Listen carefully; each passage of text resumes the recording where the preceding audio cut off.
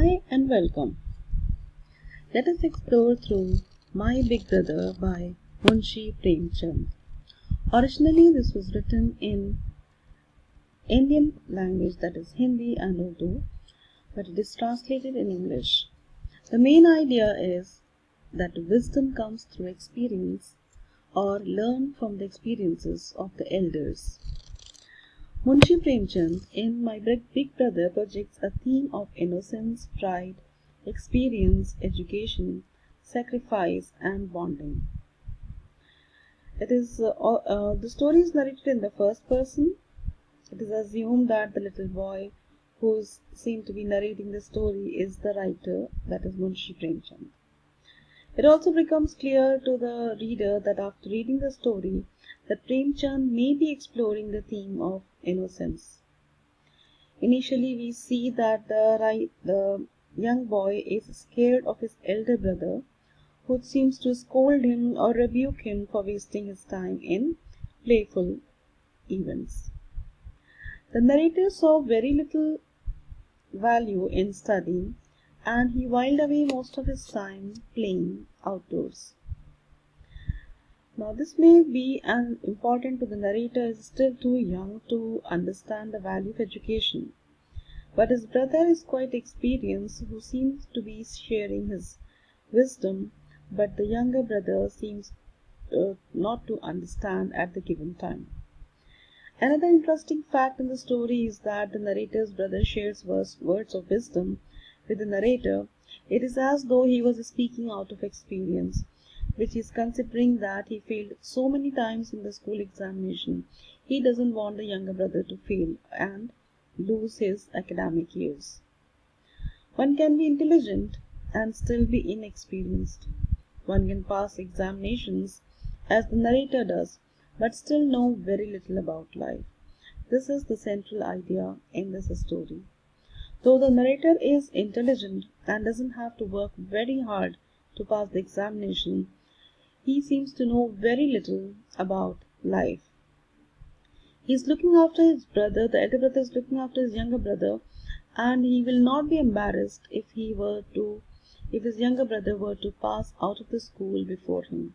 We see that in the beginning of the story, the younger brother seems to be 5 years behind his elder brother, who is in grade 9, and year after year, the elder brother keeps failing, and the gap between the two brothers' academic years seems to be bridging.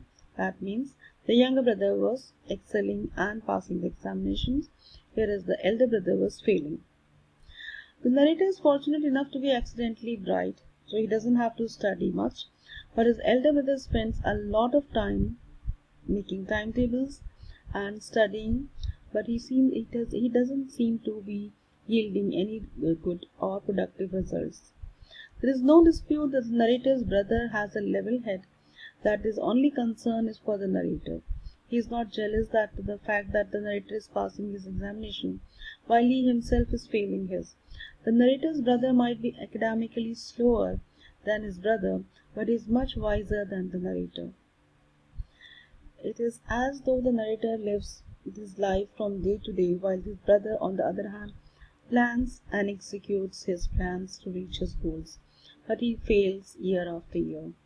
At the end of the story, there's an interesting fact that there's a moment of realization for the narrator.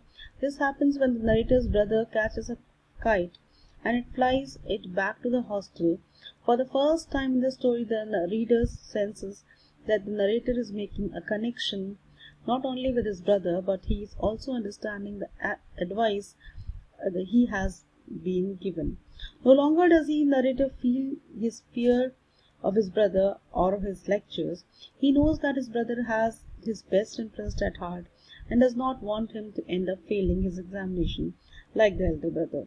Though the narrator's brother never directly says it, there is a feeling that the narrator's brother does not want the narrator to throw away his intelligence on games, which is a dilemma in today's generation.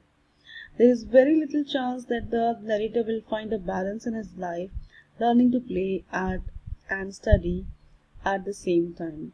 He may have drawn up a timetable that proved worthless to him. However, at the end, he has his brother's advice and experience. The moral of the story is that to strike a balance in life in whatever you do. On request of the students, the original text is added, which is more or less a literal translation of Bade Bhai Sahab. The students may pause and read.